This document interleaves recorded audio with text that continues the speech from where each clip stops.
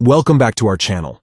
In this tutorial, we will guide you on how to prevent users from changing their own password in Windows 10. By implementing these steps, you can enhance the security of your system and maintain control over user account settings. Let's get started. Step 1. To begin, open the Computer Management app by pressing the Win plus X keys on your keyboard. From the menu that appears, select Computer Management. This will launch the Computer Management tool, which provides access to various system management features. Step 2.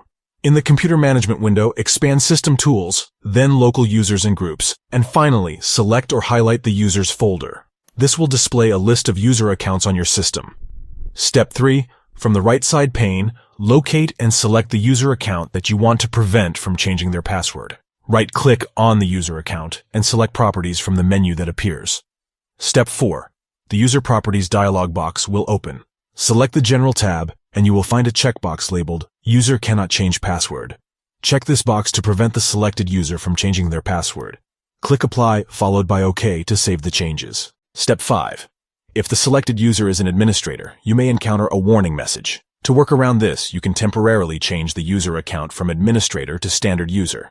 Apply the User Cannot Change Password option, and then change the user account back to administrator. Congratulations, you have successfully prevented users from changing their own password in Windows 10.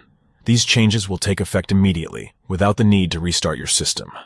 By implementing this security measure, you can maintain control over user account settings and protect your system from unauthorized password changes. We hope you found this tutorial helpful. If you enjoyed it, please give this video a thumbs up and subscribe to our channel for more Windows 10 tips and tutorials. Thank you for watching, and we'll see you in the next video.